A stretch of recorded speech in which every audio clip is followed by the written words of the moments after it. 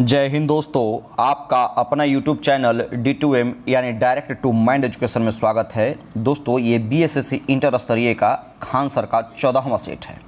आप सबको पता है कि हमारे चैनल पर अभी सेट प्रैक्टिस लगातार चलाया जा रहा है, जिसमें दो बुक को कवर किया जा रहा है। एक तो खान सर यानी RBD पब्लिकेशन और दूसरा द प्लेटफॉर्म यानी रुक्मणी पब्लिकेशन, जिसका वॉल्यूम 1 समाप्त हो चुका है। BSSC इंटर स्तरीय का प्रीवियस ईयर भी ऑलरेडी समाप्त हो चुका है। सारे वीडियो को देखने के लिए डिस्क्रिप्शन में दिए हुए लिंक पर क्लिक कर हमारे टेलीग्राम चैनल से जुड़िए। वहां से आप PDF भी प्राप्त कर सकते हैं और चैनल से जुड़ करके सारे वीडियोस को भी आप देख सकते हैं, जो कि प्लेलिस्ट में अपलोडेड है। आइए हम एक एक करके प्रश्नों को देखेंगे। प्रश्न संख्या 1 से क्या कहता है। प्रश्न संख्या 1 कहता है कि भारतीय संविधान के अनुच्छेद डैश में उल्लेखित है कि राष्ट्रपति एंग्लो इंडियन समुदाय के 2 सदस्यों को लोकसभा के नाम निर्देशित कर सकते हैं यदि समुदाय का प्रतिनिधित्व पर्याप्त न हो। तो यानी किस अनुच्छेद के तहत? तो इसका सही आंसर हो जाएगा ऑप्शन नंबर 4, 331 अनुच्छेद के तहत। इसमें क्या होता है कि द्वारा जो है 331 के द्वारा राष्ट्रपति लोकसभा में एंग्लो इंडियन के प्रतिनिधित्व नहीं होने पर 2 व्यक्तियों को, कितने व्यक्तियों को? 2 व्यक्तियों को नियुक्त करता है। तो इसका सही आंसर हो जाएगा ऑप्शन नंबर 4। अच्छा, आर्टिकल 333 क्या कहता है? तो इसमें जो है आंग्ल भारतीय समुदाय के लिए आरक्षण यानी रिजर्वेशन का जो है प्रावधान किया गया है, जबकि 335 के तहत जो है दोस्तों सेवाओं और पदों के लिए अनुसूचित जाति एवं अनुसूचित जनजाति के दावे का जिक्र किया गया है। आर्टिकल 337 की बात कर ले तो इसमें एंग्लो इंडियन समुदाय के लिए विशेष शैक्षणिक अनुदान का प्रावधान किया गया है। तो इसका सही आंसर क्या हो जाएगा? Option number 4। अगला प्रश्न है, निम्नलिखित में से किस वर्ष में राष्ट्रीय जूट नीति का सूत्रीकरण किया गया था? इसका उद्देश्य उत्पादकता में वृद्धि, गुणवत्ता में सुधार, जूट किसानों को अच्छी कीमत सुनिश्चित करना और प्रति हेक्टेयर उपज में वृद्धि करना था। यानी सिर्फ इतना ही क्वेश्चन कर देता तो सही था, लेकिन आपको इसका एक्सप्लेनेशन भी कर दिया। तो इसका मैं सही आंसर आपको बता दूं, ऑप्शन नंबर इसका 2 यानी 2005 ईस्वी में जो है भारत सरकार के द्वारा राष्ट्रीय पटसन यानी जूट नीति लाई गई थी। एक और इंपॉर्टेंट फैक्ट ध्यान में रखिएगा, अगर आपसे पूछ दे कि विश्व में सबसे अधिक जूट उत्पादन करने वाला देश कौन सा है यानी प्रथम देश, तो आंसर लगाएंगे आप बांग्लादेश जो है सबसे अधिक जूट का उत्पादन करता है। तो इसका सही आंसर क्या हो जाएगा? Option number 2। अगला प्रश्न देखेंगे, कहता है कि पार्टी में जो गुब्बारे फुलाने के लिए निम्नलिखित में से किस अक्रिय गैस का प्रयोग किया जाता है? सही आंसर हो जाएगा ऑप्शन नंबर 2 हीलियम का। अगला प्रश्न है कि प्रथम राष्ट्रमंडल खेलों का आयोजन इनमें से किस वर्ष में किया गया था? सही आंसर हो जाएगा ब्रिटेन के द्वारा 1930 ईस्वी में। किसके द्वारा? ब्रिटेन के द्वारा 1930 में सबसे पहले राष्ट्रमंडल खेलों का आयोजन किया गया था। अगला प्रश्न है, निम्नलिखित में से किस महासागर का सबसे गहरा बिंदु जावा गर्त है? तो आपको बता दें कि जावा गर्त, जिसे वर्तमान में सुंडा गर्त के भी नाम से जाना जाता है, पहले का क्या नाम था? पहले जावा गर्त, बात वर्तमान में इसको सुंडा गर्त के भी नाम से जाना जाता है। दोस्तों, यह हिंद महासागर का सबसे गहरा पॉइंट है, हिंद महासागर का, ध्यान में रखेंगे। इसकी अगर गहराई की बात कर ले तो 8152 मीटर इसकी गहराई है, ध्यान में रखेंगे, जो कि उत्तरी हिंद महासागर में ये स्थित है। तो इसका सही आंसर हो जाएगा ऑप्शन नंबर 3। अगला प्रश्न है, भारतीय संविधान के निम्नलिखित में से किस अनुच्छेद के अनुसार देश के नागरिकों को प्राण एवं दैहिक स्वतंत्रता का संरक्षण अधिकार प्राप्त है? आंसर लगाएंगे प्राण एवं दैहिक स्वतंत्रता का जिक्र अनुच्छेद 21 में मिलेगा, जबकि 20 में क्या है? अपराधों के लिए दोष सिद्धि का संरक्षण अनुच्छेद 20 में।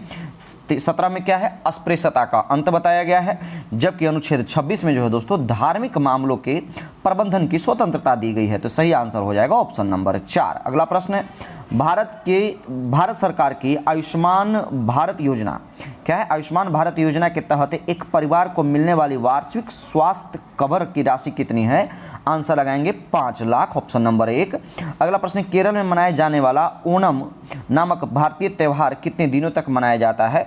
आंसर लगाएंगे 10 दिनों तक ये मनाया जाता है। अगला देखेंगे, बनारस के इनमें से किस राजा को 1781 में वारेन हेस्टिंग्स के द्वारा गिरफ्तार किया गया था? तो मैं आपको बता दूं कि भारत के गवर्नर जनरल वारेन हेस्टिंग्स, किसके द्वारा? वारेन हेस्टिंग्स के द्वारा जो है दोस्तों 1781 में जो है झूठे आरोप का कर लगा करके चैत सिंह से, किसके द्वारा? चैत सिंह से 50 लाख रुपए की मांग की गई थी परंतु चैत सिंह ने मुआवजा देने से मना कर दिया। यही वजह था कि बाद में उसे इन्हें गिरफ्तार कर लिया गया था। तो सही आंसर क्या हो जाएगा? Option number 2। अगला प्रश्न, नवंबर 2020 में प्रधानमंत्री नरेंद्र मोदी ने इनमें से किस राज्य में शांति की प्रतिमा यानी स्टैचू ऑफ पीस का अनावरण किया? आंसर लगाएंगे राजस्थान के पीलीभीत में। कहाँ? राजस्थान के पीलीभीत में। अगला प्रश्न है कि जब रक्त प्रवाह में कैल्शियम की मात्रा अधिक हो जाती है तो मनुष्यों में निम्नलिखित में से किस ग्रंथि द्वारा कैल्सिटोनिन क्या है? कैल्सिटोनिन हार्मोन का स्रावन होता है। आंसर लगाएंगे ऑप्शन नंबर 1 थायराइड ग्रंथि के थ्रू। अगला प्रश्न देखिएगा क्या कहता है। कहता है कि निम्नलिखित में से किस वर्ष में गांधी इरविन समझौता पर हस्ताक्षर किया गया था? तो आपको बता दें कि सविनय अवज्ञा आंदोलन को रोकने और द्वितीय गोलमेज सम्मेलन में भाग लेने हेतु गांधी जी और लॉर्ड इरविन के बीच में 5 मार्च, नोट करिएगा ये सब क्वेश्चन पूछता ही है, 5 मार्च 1931 को जो है तेज बहादुर सप्रू की मध्यस्थता में गांधी इरविन समझौता हुआ था। कब हुआ था? तो 5 मार्च 1931 में।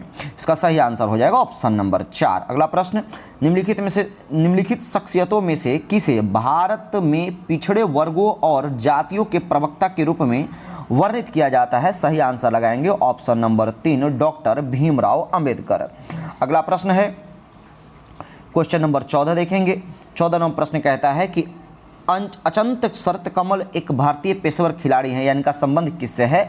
आंसर लगाएंगे ये ऑप्शन नंबर 2 टेबल टेनिस से हैं। ये तमिलनाडु के रहने वाले हैं। इन्होंने कहाँ के रहने वाले हैं? तमिलनाडु के रहने वाले हैं। इन्होंने मेलबर्न में आयोजित हुए राष्ट्रमंडल खेल 2006 में जो हुआ था, खेलों की पुरुष एकल और टीम स्पर्धा में स्वर्ण पदक यानी गोल्ड मेडल इन्होंने जीता था। तो इसका सही आंसर हो जाएगा ऑप्शन नंबर 2। अगला प्रश्न कि इंडियन आईपीएल में डायरेक्ट पढ़िए, इंडियन प्रीमियर लीग मैच में 2 मेडन ओवर की गेंदबाजी करने वाला प्रथम गेंदबाज निम्नलिखित में से कौन है? सही आंसर लगाएंगे मोहम्मद सिराज। ऑप्शन नंबर 3 इसका करेक्ट आंसर हो जाएगा। अगला प्रश्न देखेंगे, कहता है कि शहीदी सभा जो कि त्यौहार है निम्नलिखित में से किस राज्य के द्वारा मनाया जाता है? तो मैं आपको बता दूं, शहीदी सभा जो है दोस्तों वो गुरु गोविंद सिंह के पुत्र गुरु जोरावर सिंह और फतेह सिंह जी की शहादत में प्रत्येक वर्ष पंजाब के फतेहगढ़, कहाँ? पंजाब के फतेहगढ़ में 26 से 28 दिसंबर को मनाई जाती है। इसमें लाखों श्रद्धालु जो है दोस्तों भाग लेते हैं। तो इसका सही आंसर हो जाएगा ऑप्शन नंबर 1। अगला प्रश्न है देखेंगे, कहता है कि वाणभट्ट ने और किस राजा की जीवनी लिखी थी? तो वाणभट्ट ने हर्षवर्धन की जीवनी लिखी थी जिसका नाम था हर्षचरित। क्या नाम था इसका? हर्षचरित। अगला प्रश्न, निम्नलिखित में से कौन सा grand parents bag of storage, क्या है? Grand parents bag of storage जिसका मतलब क्या होता है दोस्तों? दादा दादी की कहानियों का थैला नामक पुस्तक की लेखिका कौन है? आंसर लगाएंगे सुधा मूर्ति। अगला प्रश्न कि भारत में किस निर्जन द्वीप में एक पक्षी अभयारण्य स्थित है? आंसर लगाएंगे ये पट्टी द्वीप में है। ये कहाँ है? ये पट्टी द्वीप में, जो कि अंडमान निकोबार द्वीप समूह अरब सागर में है, माफ कीजिएगा। अगला प्रश्न देखिएगा क्या कहता है। कहता है निम्नलिखित में से किस वास्तुकार को ब्रिटिश काल के दौरान नई दिल्ली के मुख्य भागों में इमारतों की योजना बनाने और उन्हें डिजाइन करने का श्रेय दिया जाता है? इसका सही आंसर लगाएंगे दोस्तों ऑप्शन नंबर 3 एडविन लुटियंस। इन्होंने ही 1927 ईस्वी में, नोट करिएगा, 1927 ईस्वी में भारतीय संसद और राष्ट्रपति भवन जैसी इमारतों का भी डिजाइन तैयार किया था। सही आंसर हो जाएगा ऑप्शन नंबर 3। अगला प्रश्न, निम्नलिखित में से कौन सा द्वीप यूनेस्को विश्व धरोहर स्थल है जिसमें मुख्य रूप से हिंदू भगवान शिव को समर्पित गुफा मंदिरों का संग्रह है? सही आंसर लगाएंगे ऑप्शन नंबर 2 एलिफेंटा द्वीप। अगला प्रश्न देखेंगे, कहता है कि निम्नलिखित में से कौन सा समुद्री बंदरगाह हिंद महासागर में स्थित नहीं है? तो आंसर लगाएंगे 22 का ऑप्शन नंबर 1 मनीला जो है दोस्तों ये हिंद महासागर में नहीं स्थित है। अगला प्रश्न है कि इसरो का प्रस्तावित शुक्रयान मिशन कौन से ग्रह के अध्ययन के लिए है? आंसर लगाएंगे शुक्र। इसे 2024 में लॉन्च किया जाएगा। अगला प्रश्न, ओलंपिक रिंग पहली बार सार्वजनिक रूप से किस में प्रस्तुत किए गए थे, यानी किस वर्ष में? तो 24 का सही आंसर लगाएंगे दोस्तों 1913 में अंतर्राष्ट्रीय ओलंपिक संघ को जो है दोस्तों ये स्वीकार कर दिया गया था, यानी ऑप्शन नंबर 3 इसका करेक्ट आंसर हो जाएगा। अगला प्रश्न कि टाइफस रोग एक प्रकार के किस प्रकार का के कारण होता है? आंसर लगाएंगे ये कौन सा बैक्टीरियल डिजीज है। किस तरह का डिजीज है ये बैक्टीरियल डिजीज है। इस रोग में तेज बुखार होता है तथा सांस लेने में जो होता है वो कठिनाइयाँ होती है। तो सही आंसर हो जाएगा ऑप्शन नंबर 2। कहता है कि अकबर के दरबार के नवरत्नों में शामिल महेश दास निम्नलिखित में से किस नाम से लोकप्रिय थे? आंसर लगाएंगे बीरबल के नाम से ये लोकप्रिय थे। अगला प्रश्न क्या कहता है? कहता है कि अल्फ्रेड नोबल की स्मृति में आर्थिक विज्ञान में 2020 का स्वेरिजेस रिक्स बैंक पुरस्कार संयुक्त रूप से डैश को प्रदान किया गया था, यानी किसे प्रदान किया गया था? तो एक करंट अफेयर ने पूछा है बल्कि इतिहास से क्वेश्चन पूछ दिया, तो इस तरह का क्वेश्चन नहीं पूछना चाहिए। फिर भी आप फाइटर हो और आपको ध्यान में रखना चाहिए कि किस तरह का हमें क्वेश्चन पूछ रहा है। तो 27 का जो करेक्ट आंसर हो जाएगा ऑप्शन नंबर 1, पॉल और मिलग्रोम और रॉबर्ट बी विल्सन को। अगला प्रश्न कहता है कि इकोनॉमिक सर्वे ऑफ इंडिया 2019-20 ने डैश के विचार को एक सार्वजनिक हित के रूप में पेश किया जिसे अधिक उपयोग के साथ बढ़ाया जा सकता है क्या? तो आंसर लगाएंगे ऑप्शन नंबर 1, विश्वास। अगला प्रश्न मुगल बादशाह शाह आलम द्वितीय ने किस वर्ष में बंगाल, बिहार और उड़ीसा की दीवानी ईस्ट इंडिया कंपनी को अनुदान के स्वरूप देने का फरमान जारी किया था? तो मैं आपको बता दूं कि बक्सर का युद्ध 1764 में हुआ था, 22 अक्टूबर, नोट करिएगा। बक्सर का युद्ध कब हुआ था? तो 22 अक्टूबर 1764 ईस्वी को। इसके बाद मुगल बादशाह शाह आलम द्वितीय द्वारा इलाहाबाद की संधि के बाद बंगाल, बिहार और उड़ीसा की दीवानी ईस्ट इंडिया कंपनी को फरमान जारी कर सौंप दी थी। तो आंसर क्या हो जाएगा? ऑप्शन नंबर 2 लगाएंगे, 1765 ईस्वी। अगला प्रश्न निम्नलिखित में से कौन एक पेशेवर बिलियर्ड्स खिलाड़ी हैं? आंसर लगाएंगे ऑप्शन नंबर 3, पंकज अडवाणी। अगला प्रश्न है यदि प्रकाश एक दूसरे के सामने रखे गए दो दर्पणों से परावर्तित हो तो कितने प्रतिबिंब बनेंगे? आंसर लगाएंगे अनंत प्रतिबिंब बनेंगे। ऐसा आपको एग्जाम्पल देखना है तो आप सैलून में जब हेयर कटिंग के लिए जाते होंगे तो आप ऐसा देख रहे होंगे। अगला प्रश्न देखेंगे क्या कहता है? कहता है कि मोहनजोदड़ो में मिले महास्नानागार को डैश यानी किसकी परत चढ़ा करके जलरोधी बनाया गया था? आंसर लगाएंगे ऑप्शन नंबर 3, प्राकृतिक चारकोल की परत चढ़ा करके। अगला प्रश्न कि भीमा देवी को समर्पित प्राचीन मंदिर कहाँ स्थित है? आंसर लगाएंगे 33 का ऑप्शन नंबर 4, पिंजौर यानी हरियाणा में। अगला प्रश्न देखेंगे क्या कहता है दोस्तों? कहता है कि अधिवृक्क ग्रंथियां मानव शरीर के किस अंग में स्थित होती है? तो बता दूं कि अधिवृक्क ग्रंथियां जो है दोस्तों मानव के शरीर के वृक्क यानी किडनी के पास स्थित होती है। अगला प्रश्न है कि भारत के किस राज्य में माणिक्य वंश का शासन था? ध्यान में रखेंगे कि भारत के वीर चंद्र माणिक्य के द्वारा, किसके द्वारा? वीर चंद्र माणिक्य, इनका नाम क्या था? माणिक्य के द्वारा जो है त्रिपुरा राज्य में, कहाँ? त्रिपुरा राज्य में, यानी ऑप्शन नंबर 1 में माणिक्य वंश की नींव रखी गई थी। इन्होंने अगरतला को अपनी राजधानी बनाई थी। किसको? अगरतला को इन्होंने अपनी राजधानी बनाई थी तथा इस वंश ने 1949 तक त्रिपुरा पर अपना अधिकार जमाए रखा था। कब तक? 1949 ईस्वी तक। तो इसका सही आंसर हो जाएगा ऑप्शन नंबर 2।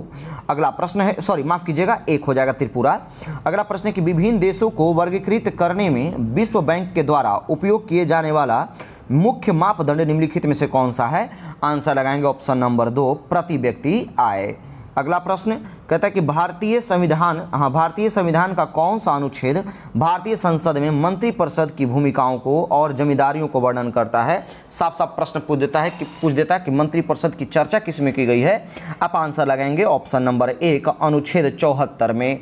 अगला प्रश्न की देखेंगे क्या कहता है कि राज्यों की परिषद यानी राज्यसभा में कामकाज की प्रक्रिया और आचरण के किस नियम के तहत राज्यसभा के सभापति उपसभापति के पैनल में 6 सदस्यों को नामित करते हैं और जिनमें से एक सभापति और उपसभापति दोनों की अनुमति में सदन की अध्यक्षता करता है? तो किस नियम के तहत? आंसर लगाएंगे ऑप्शन नंबर 2, नियम 8 के तहत। फिर अगला प्रश्न देखेंगे, कहता है कि कुल भौगोलिक क्षेत्र के प्रतिशत के रूप में वन आच्छादन के संदर्भ में द्विवार्षिक भारत वन स्थित रिपोर्ट यानी ISFR 2019 के अनुसार निम्नलिखित में से कौन सा राज्य भारत के शीर्ष 5 राज्यों में एक नहीं है? तो आंसर लगाएंगे ऑप्शन के हिसाब से मध्य प्रदेश। क्या है दोस्तों? 39 का सही आंसर क्या हो जाएगा? Option number 1, Madhya Pradesh. अगला प्रश्न केंद्रीय स्वास्थ्य मंत्रालय द्वारा, ये सब करंट अफेयर का क्वेश्चन है और करंट अफेयर आप सिर्फ पढ़ते जाएं और ध्यान से देखते जाएं। इससे क्या होगा कि एक भी अगर करंट अफेयर टकरा जाएगा तो आपके लिए बात बन जाएगी, यानी 4 नंबर क्वेश्चन का जो है 4 नंबर का आप इंक्रीज कर जाएंगे, मतलब है कि 40,000 स्टूडेंट से आप आगे निकल जाएंगे। तो बहुत ही ध्यान से और अच्छा क्वेश्चन दिया हुआ है, ये ध्यान में रखेंगे। क्वेश्चन कहता है कि केंद्रीय स्वास्थ्य मंत्रालय द्वारा और राष्ट्रीय सहायक प्रजनन प्रौद्योगिकी और सरोगेसी बोर्ड के विशेषज्ञ सदस्य के रूप में किसे नियुक्त किया गया? आंसर लगाएंगे option number 1 doctor RG Patel को। अगला प्रश्न है कि विश्व ऑटिज्म जागरूकता दिवस हर साल किस दिन मनाया जाता है? आंसर लगाएंगे 2 अप्रैल को। अच्छा, ये ऑटिज्म जागरूकता दिवस का उद्देश्य होता क्या है? तो बता दूं कि ऑटिज्म के बारे में जागरूकता बढ़ाना और विकलांगता से पीड़ित लोगों को स्वीकृति, समझ और समावेश को बढ़ावा देना है इसका। ठीक है, तो इसका सही आंसर क्या हो जाएगा? Option number 2। अगला प्रश्न, तेलंगाना सरकार के नगरपालिका प्रशासन और शहरी विकास मंत्रालय ने हैदराबाद और उसके आसपास कितने जल निकायों के कायाकल्प और विकास के लिए एक कार्यक्रम शुरू किया है? सही आंसर लगाएंगे ऑप्शन नंबर 4 50। अगला प्रश्न, नासा के moon to Mars program, VVI question है, ये छपेगा एग्जाम में। मून टू मार्स के पहले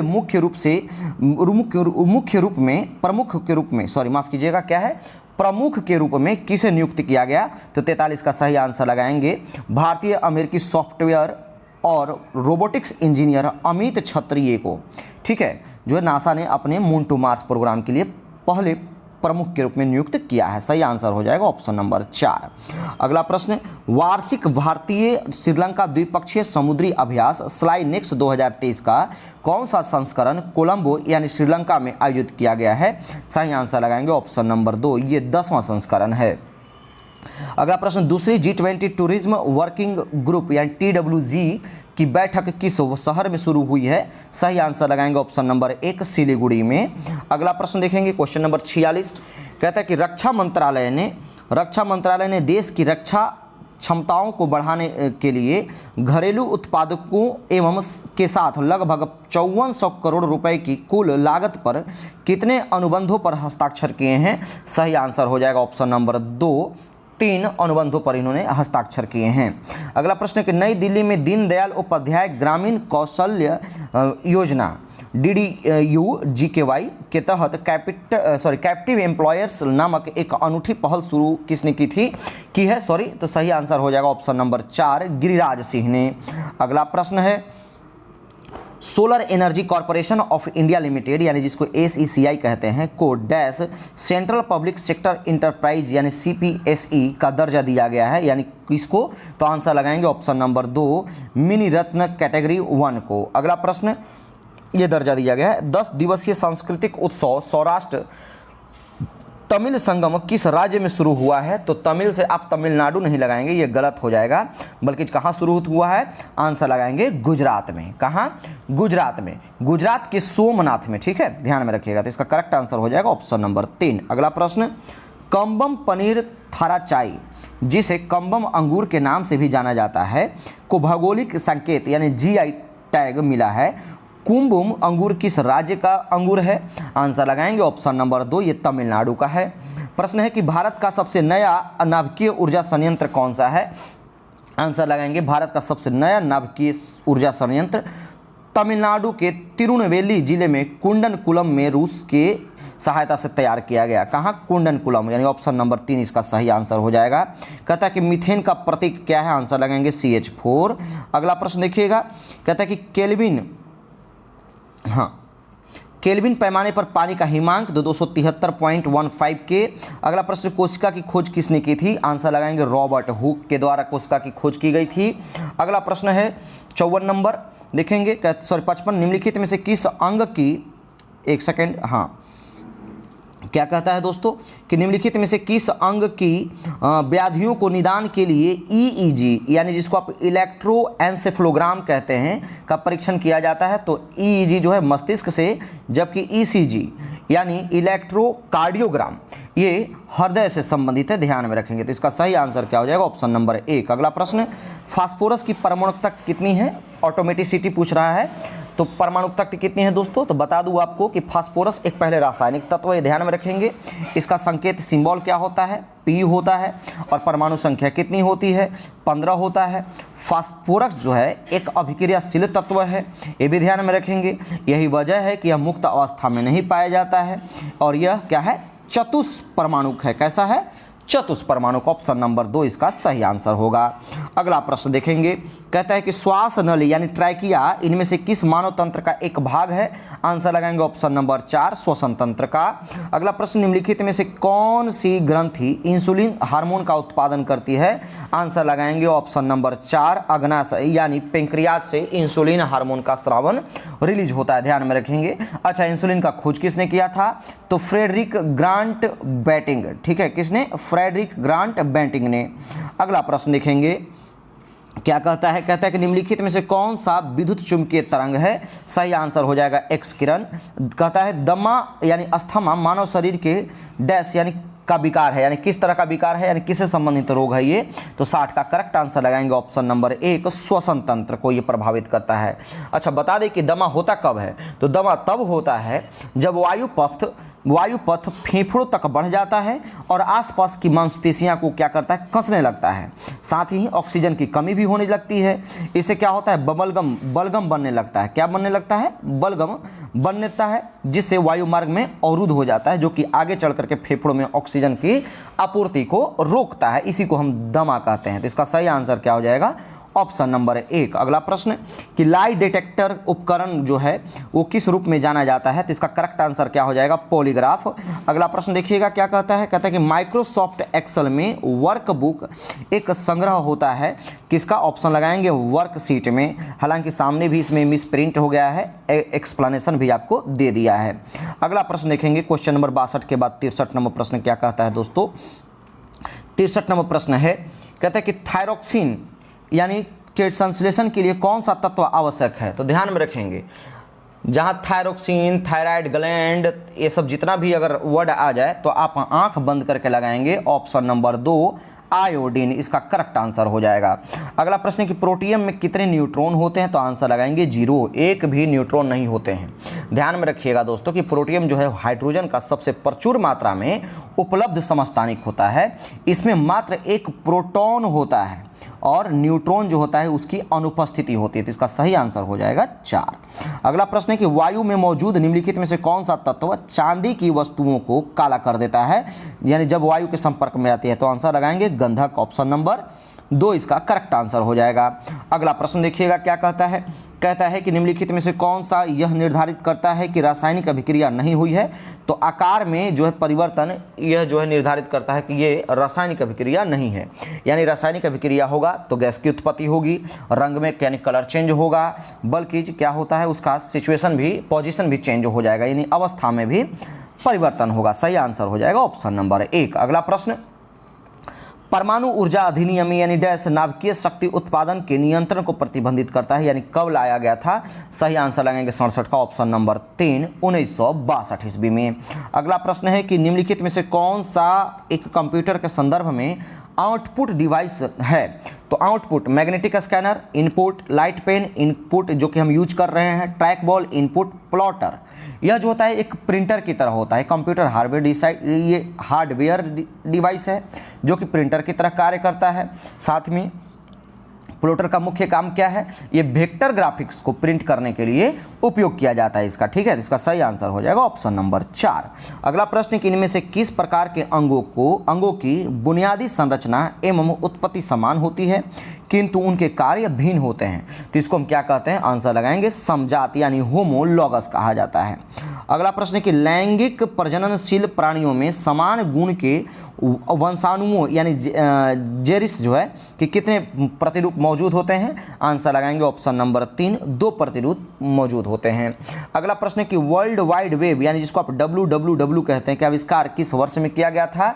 तो ध्यान में रखेंगे कि टिम बर्नर्स-ली के द्वारा, क्या टीम बर्नर्स-ली के द्वारा जो है दोस्तों, बर्नर्स-ली के द्वारा इसकी आविष्कार 1989 ईस्वी में की गई थी। कब की गई थी, 1989 ईस्वी में, यानी ऑप्शन नंबर 1 इसका करेक्ट आंसर हो जाएगा। अगला प्रश्न है कि पाइक नृत्य जो है किस भारतीय राज्य से संबंधित है, आंसर लगाएंगे उड़ीसा। अगला प्रश्न है कि भारत के निम्नलिखित में से किस एनजीओ को 2019 के लिए संयुक्त राष्ट्र के इक्वेटर पुरस्कार से सम्मानित किया गया, आंसर लगाएंगे option number 4 Deccan development society. अगला प्रश्न है कि पाकिस्तान का नाम जो है दोस्तों, पाकिस्तान का नाम किस वर्ष में गढ़ा गया था, आप देख रहे होंगे, तो इसका करेक्ट आंसर लगाएंगे ऑप्शन नंबर 2 1933 ईस्वी में जो है दोस्तों पाकिस्तान का नाम गढ़ा गया था। एक चीज़ को ध्यान में रखेंगे कि पाकिस्तान शब्द का जो जन्म तो 1933 में हुआ है था, कहाँ हुआ था, तो कैम्ब्रिज विश्वविद्यालय का एक छात्र थे जिसका नाम था चौधरी रहमत अली सिंह, नोट कर लीजिएगा, चौधरी रहमत अली सिंह, उन्होंने ही जो है दोस्तों रहमत अली, माफ़ कीजिएगा, रहमत अली सिंह मैंने लगाया, गलत है, रहमत अली ने इसका पाकिस्तान का नाम शब्द गढ़ा था, तो इसका करेक्ट आंसर हो जाएगा ऑप्शन नंबर 2। अगला प्रश्न देखेंगे, कहता है कि भारत के संविधान का मसौदा तैयार करने के लिए संविधान सभा ने डैश को मसौदा समिति का गठन किया, यानी कब, तो आंसर लगाएंगे ऑप्शन नंबर 1 29 अगस्त 1947 को। अच्छा, मसौदा समिति के अध्यक्ष के रूप में किसे नियुक्त किया गया था, तो डॉक्टर भीमराव अंबेडकर को, जिस समिति में टोटल कितने सदस्य शामिल थे, तो टोटल 7 सदस्य शामिल थे, ध्यान में रखेंगे। अगला प्रश्न देखिएगा क्या कहता है, क्वेश्चन नंबर 76 कहता है कि महात्मा गांधी ने किस पुस्तक में लिखा है कि भारत में ब्रिटिश शासन भारतीयों के द्वारा किए गए विस्तारित सहयोग का परिणाम था, तो 76 का सही आंसर क्या हो जाएगा ऑप्शन नंबर 2 हिंद स्वराज में इन्होंने ये बात लिखा था। VVI क्वेश्चन है, ध्यान में रखेंगे। अगला प्रश्न है कि दिसंबर 2020 तक प्राप्त जानकारी के अनुसार केंद्रीय मंत्रिमंडल में संसदीय मामलों के केंद्रीय मंत्री कौन रहे थे, तो 77 का सही आंसर हो जाएगा ऑप्शन नंबर 1 प्रहलाद जोशी। अगला प्रश्न, निम्नलिखित में से कौन सा रोग विषाणु जनित नहीं है, तो आप ट्रिक याद रखेंगे, न्यू कोर्ट में CD टाइप है फॉर हैजा, ये जल जनित है, बैक्टीरियल डिजीज है, बाकी सारे के सारे क्या है दोस्तों, ये वायरल डिजीज है, तो इसका करेक्ट आंसर हो जाएगा ऑप्शन नंबर 3। अगला प्रश्न देखेंगे क्या कहता है, क्वेश्चन नंबर 1946 में ब्रिटिश सरकार के द्वारा कैबिनेट मिशन भारत भेजा गया था, जिसमें से कितने सदस्य शामिल थे, तो मैं आपको बता दूं कि कैबिनेट मिशन की घोषणा जो हुई थी वो 19 फरवरी, नोट करिएगा, 19 फरवरी 1946 ईस्वी को लॉर्ड पैंथिंग लॉरेंस के द्वारा की गई, तथा 24 मार्च, कब, 24 मार्च 1946 ईस्वी को कैबिनेट मिशन भारत में दिल्ली पहुंचा। इस शिष्टमंडल में 3 सदस्य शामिल थे, कितने सदस्य शामिल थे, 3 सदस्य, यानी ऑप्शन नंबर 1 जो कि भारत के सचिव लॉर्ड पैंथिक लॉरेंस, व्यापार बोर्ड के अध्यक्ष स्टेफोर्ड क्रिप्स और नौसेना के प्रमुख A.V. अलेक्जेंडर थे। इस प्रस्ताव को लॉर्ड बेबल और मंत्रिमंडल शिष्टमंडल ने एक संयुक्त वक्तव्य यानी 16 मई 1946 को जो है दोस्तों ये प्रस्तुत किया था, तो इसका सही आंसर क्या हो जाएगा ऑप्शन नंबर 1। अगला प्रश्न, गुजरात से अरुणाचल प्रदेश के समय में यानी कितने घंटे का जो है पश्च अंतराल है, यानी टाइम लैप है, तो आपको बता दें कि सबसे पहले इंडिया में जो सूर्य उदय होता है वो कहाँ होता है, तो अरुणाचल प्रदेश के वालांगू एक जगह है, इसको नोट करिएगा, वहाँ उदय होता है, जबकि गुजरात के सर क्रीक में सबसे लास्ट में अस्त होता है। तो वालांगू से गुजरात के बीच में कितने आवर का टाइम लैप होता है दोस्तों, तो 2 आवर का, यानी ऑप्शन नंबर 4 इसका करेक्ट आंसर हो जाएगा। कहता है कि भारतीय संविधान के संबंध में इनमें से कौन सा कथन सत्य है, तो सत्य पूछ रहे तो आंसर लगाएंगे ऑप्शन नंबर 2 मौलिक अधिकार न्याय संगत होते हैं, जबकि राज्य के नीति निर्देशक तत्व गैर न्याय संगत होते हैं। ध्यान में रखेंगे, मौलिक अधिकारों का जो चर्चा किया गया है भारतीय संविधान के भाग 3 में किया गया है, और अनुच्छेद की बात कर ले तो 12 से 35, जबकि राज्य के नीति निर्देशक तत्व का जो जिक्र है वो भाग 4 में किया गया है, भाग 4 में, जबकि अनुच्छेद 36 से 51 में इसका चर्चा है। ध्यान में रखेंगे, तो सही आंसर क्या हो जाएगा ऑप्शन नंबर 2। अगला प्रश्न देखेंगे, कहता है कि